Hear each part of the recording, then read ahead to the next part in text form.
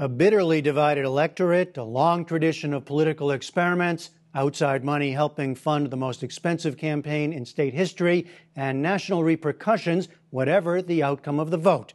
Welcome to Wisconsin. A pedestrian overpass atop I-94 outside Milwaukee. It's not the most obvious place to wage political guerrilla warfare, but for these supporters of Wisconsin's Republican Governor Scott Walker, the stakes in tomorrow's recall election couldn't be higher, and anything goes. It's a power struggle. Yeah. And power struggle between the taxpayers and the public workers union. What kind of reaction are you getting from people? We're getting a lot more beeping and thumbs up. We're getting a few not so nice gestures. Gestures you don't want to make for Correct. Supporters of Scott Walker's Democratic opponent, Milwaukee Mayor Tom Barrett, have their own brand, make that band of political passion. When you mess with Wisconsin, you're messing with something that's very basic to the heartland of America. Street by street, neighbor by neighbor, everywhere you turn in this state, it is loud, raucous, intensely divided. It's become a little bit of a circus that Wisconsin politics all of a sudden are no longer civilized. And the candidates themselves say that what happens in Wisconsin will resonate far beyond the state. We have been a leader. Years and years ago, it was progressive on the left. A generation ago, it was welfare reform and school choice, more on the right. I think we're a leader again. But you've also been talking about taking on the special interests. Who's that mean? That means you? Public employee unions. The leadership of our public employee unions in state across state, in local government across local government, not only here in Wisconsin, but across the country, have had a stranglehold on the taxpayers. And that's driven many of the deficits we see, not only here in Wisconsin, but I believe many of the deficits you see around the country. I think Governor Walker wants it to have national implications, and I think that's who he's catering to. Again, he's the rock star of the far right, and he's able to raise these tens of millions of dollars. You keep using that. I mean, but it's true. It is. You've got a sitting governor who raises 60 to 70% of his money from out of state. So he wants the state to be an experimental dish for the right reason. And nationally. Wisconsin has been living through a political drama for nearly 2 years now, with a great debate over the size and scope of government, budget deficits and spending, and the power of corporations and unions. If all that sounds familiar, well, it should. This state is a laboratory for many of the issues playing out in and dividing the nation. It all began in November 2010. When then 43-year-old Scott Walker defeated Tom Barrett by 5 points. And Wisconsin, which had voted for Barack Obama in 2008, changed overnight from Democratic to Republican control of both houses of its legislature and the governor's office. I, Scott Walker. A month after being sworn in, Walker sent shockwaves through the state, introducing and eventually signing a measure to end collective bargaining rights for most public sector unions. The governor claims it was necessary to close Wisconsin's $3.6 billion budget deficit. We're moving Wisconsin forward. His opponents instead saw it as a war on unions and public services, and staged mass protests outside and even inside the Capitol in Madison, decrying the challenge to the state's historic tradition on labor rights. Wisconsin passed the nation's first workers' compensation protections in 1911. 2 decades later, it was first to introduce unemployment benefits.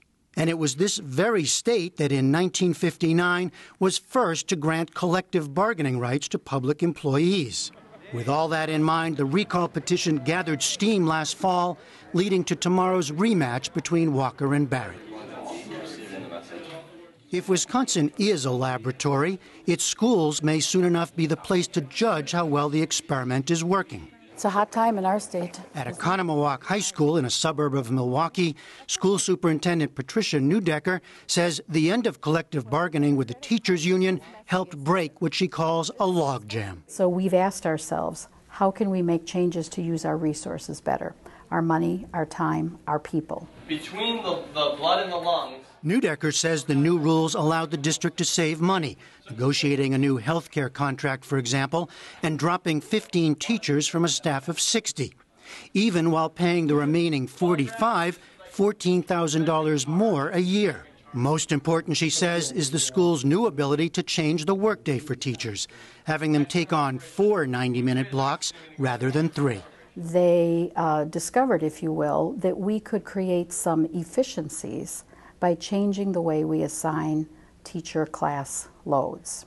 But you couldn't do that under the collective bargaining? We would have had to negotiate that change, that's correct. So we would not have been able to move forward with this plan without an agreement from the union. That's true. The teachers' union argues that Governor Walker's cuts to education are leading to fewer teachers, longer hours, and larger class sizes, all to the detriment of learning. So you decided to leave a little earlier? Leave a little early. Mark Miner is a civics teacher at Economawalk who's decided to retire ahead of schedule because of the changes. I don't see how taking away prep time particularly is going to lead to an improvement in the delivery of education. Miner says morale is low also because the changes were done top-down in secret. And like many public sector workers, he's shocked by the bitter tone of the political debate. Public employees, teachers, have almost become public enemy number one in Wisconsin. Public employees did not cause the financial meltdown. The governor, though, is sticking to his guns.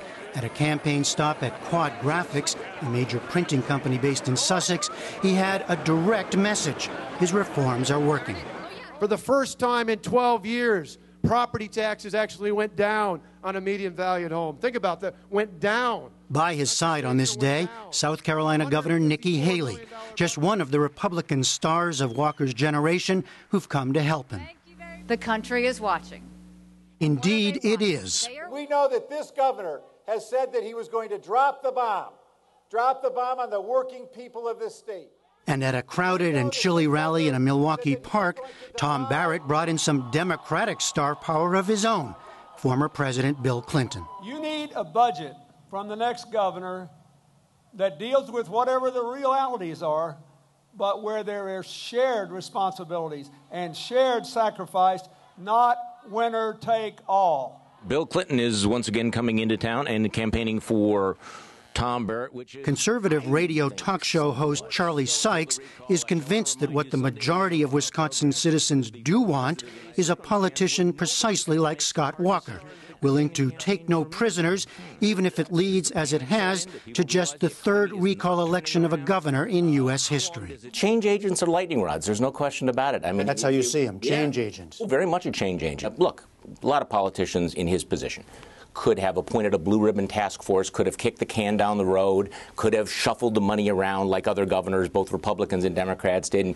And he went right at it and said, okay, we have to change the dynamic of the state of Wisconsin. The Progressive magazine, based in Madison, has been involved in these kinds of battles since its founding by Fighting Bob La Follette more than a century ago.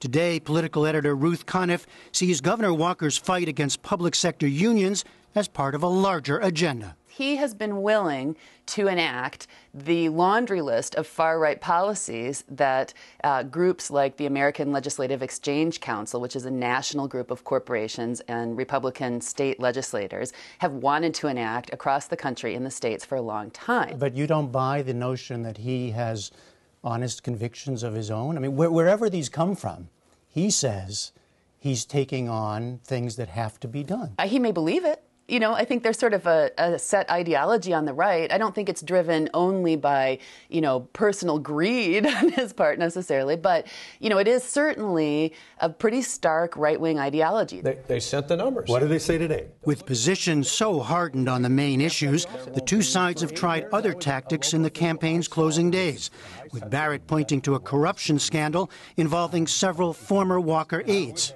and Walker taking aim at Barrett's record on jobs and crime in Milwaukee. Pollster Charles Franklin, a visiting professor at Marquette Law School, says things are so polarized that there are hardly any undecided voters left in the state. We could see an increase of 500 to 800,000 voters that didn't come out in 2010. Either party that can win the dominant side of that increase in turnout will overwhelm the 3% of undecided voters. We're asking folks today if they plan on voting today, June 5th during the recall election. And indeed, the phone banks were working overtime this weekend for Scott Walker. and union members were going door to door for Tom Barrett. As all watch and listen to the noise, the energy, and the competing visions of the political laboratory that is Wisconsin today. And you can find more on Wisconsin's recall election, including some behind-the-scenes moments from my reporting trip, on our website, newshour.pbs.org.